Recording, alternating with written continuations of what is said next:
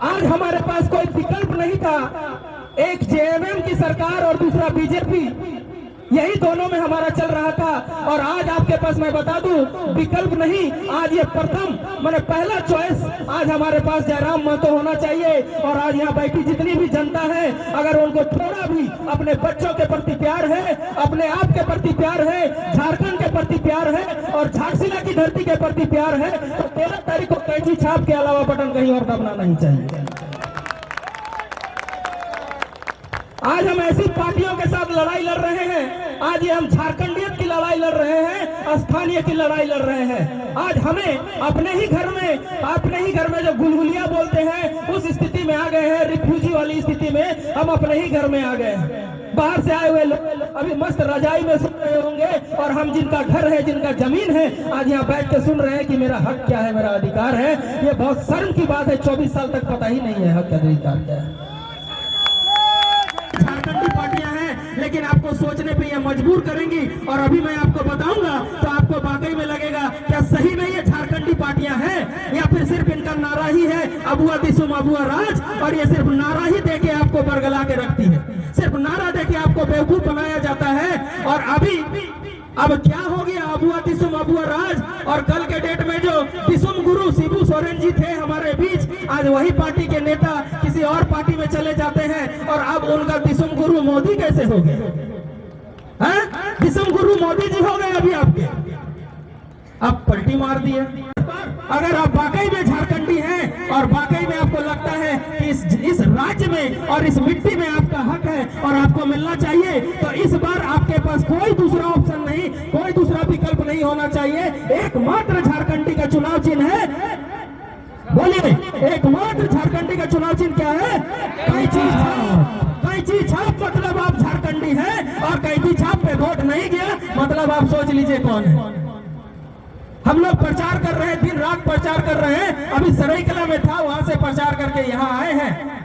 अब जब मैंने प्रचार के दौरान उनसे कहा कि आप इतने दिनों तक तो कमल छाप में वोट दिए हैं, अब इसके बाद एक काम कीजिए, जब आप भाईचारे की बात करते हैं, अक्सर जब आप बाहरी हो यानी जैसे भी लोगों से आप संबोधन करेंगे, वो बोलेंगे नहीं देखो भाईचारा है, एक साथ है, बहुत सारी बातें करेंगे। तो आप ये उनको बोलिए कि भाईचारा तो अभी 24 साल तक हमने निभाया है, कहीं पर हमने कमी नहीं की। वो तीर धनुष हो या कमल छाप हो, हमने पूरे झारखंड में आपको सरकार बनाने के लिए मौका दिया।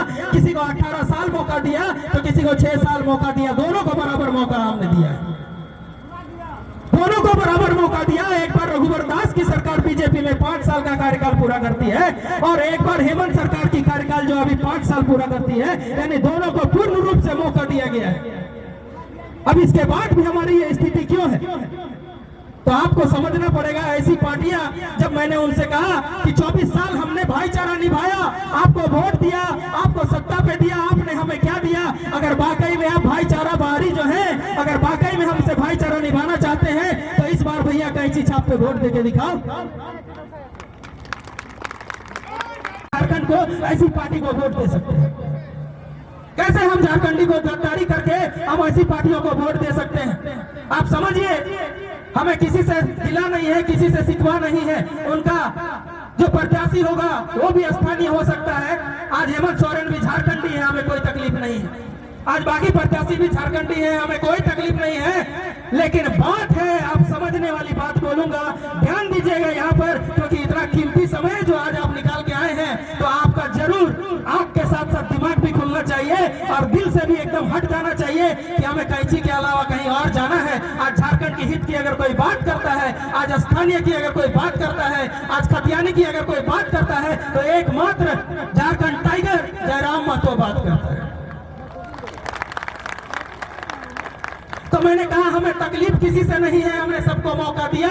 लेकिन समझने वाली बात है कि हम स्थानीय को चुन भी तो लेते हैं, लेकिन ये सेंट्रल कमांड कहीं और से चलता है। भले हम हेमंत सोरेन को चुन लें, आप समझ लीजिएगा, मैया सम्मान के बारे में रामदास दा ने बहुत अच्छी तरीके से बताया।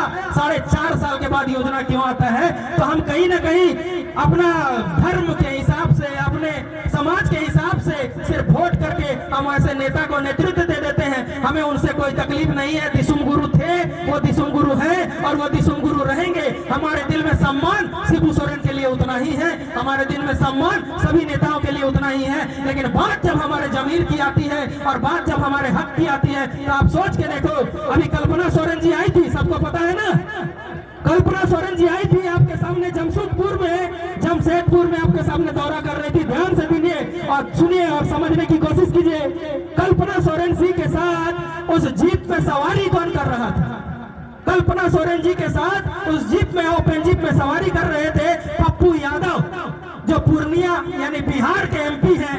यानी आपको कल्पना सोरेन सीधा चैलेंज कर रही है, तुम लोग क्या आदिवासी हो और क्या मूलवासी हो? देखो मेरे बगल में तो बिहारी और बाहरी ही रहेगा, दम है तो हरा के दिखाओ, दम है तो हरा के दिखाओ। आपको चैलेंज कर रही है, मैंने आपको ओपन चैलेंज किया जाता है स्टेज के माध्यम से। आज मैनिफेस्टो भी निकाल के देख लीजिए। आज हमारे क्षेत्र में एक प्रत्याशी है, मैंने उनका कागज देखा, 3 परिवार है और 3 परिवार में एक परिवार सीधा बिहार से है। मतलब समझिए, झारखंड को उन्होंने बांट दिया। कैसे बांट दिया अभी मैं आपको हिसाब दिलाता हूँ। ये झारखंड कैसे बना था आप तमाम लोगों को पता है। ये झारखंड 88 साल के आंदोलन के बाद बना, किसी के एहसान पे झारखंड नहीं बना है। ये हमारे तमाम शहीदों के आंदोलन के बाद ये झारखंड बना, ऐसे ही झारखंड नहीं बना। अब समझने वाली बात मैं आपको बताना चाहता हूँ। अब झारखंड बना, अब झारखंड बनने से पहले लालू यादव जी का नाम आपने सुना होगा।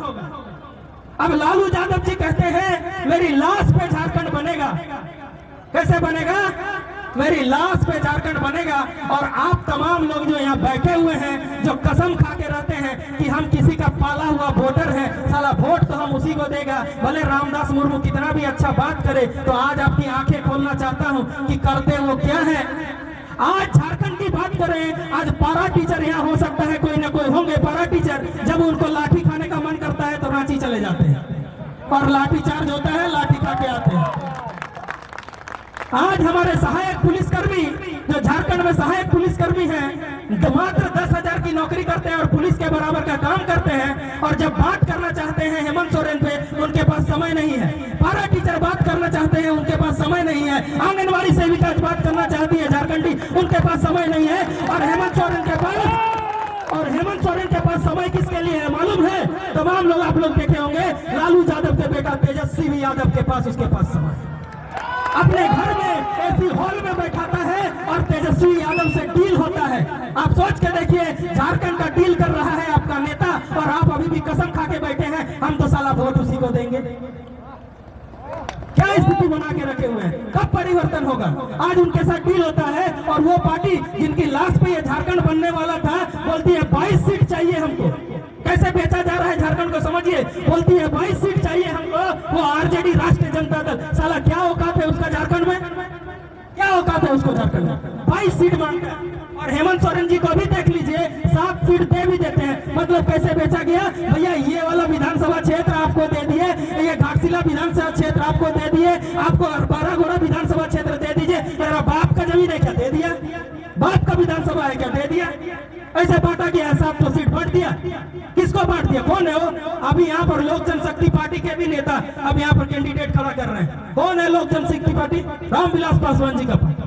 मतलब कौन घुसा रहा है उनको? आप देखिए, ये तमाम जितने भी बाहरी लोग हैं, आप झारखंडी लोग हैं, आपको समझना चाहिए एक इंडिया फोल्डर है INDIA, जिसमें हमारे माने दिसुम गुरु जी जो है, उनका हेमंत सोरेन जी जो हमारे बीच है, वो इस फोल्डर के हिस्सा है। इंडिया मतलब एक गठबंधन है, एक पार्टियों का गठबंधन है। और उस गठबंधन में ऐसी पार्टियां हैं जिनको झारखंड से कोई मतलब नहीं है और झारखंडी से तो बिल्कुल मतलब नहीं है। उनको सिर्फ मतलब है किसी तरीके से सरकार में आए, गठबंधन करे JMM से और उनके बाद बालू का खदान ले, केला का, आपका कोयला का खदान ले, अभ्रक का खदान ले, यूरेनियम अभ्रक सब पड़ा हुआ है झारखंड में। सबकी नजर झारखंड में है।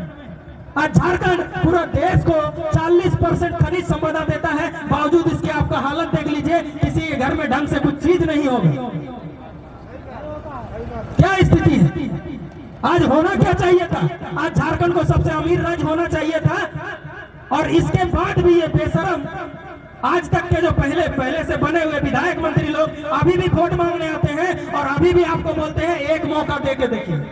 शर्म नहीं है उनको? 24 साल मौका दिया गया। और अब एक बात मैं जरूर बोलना चाहूंगा, बजा लीजिए। एक बात, उनसे ज्यादा तो मुझे आप लोगों से तकलीफ है, मुझे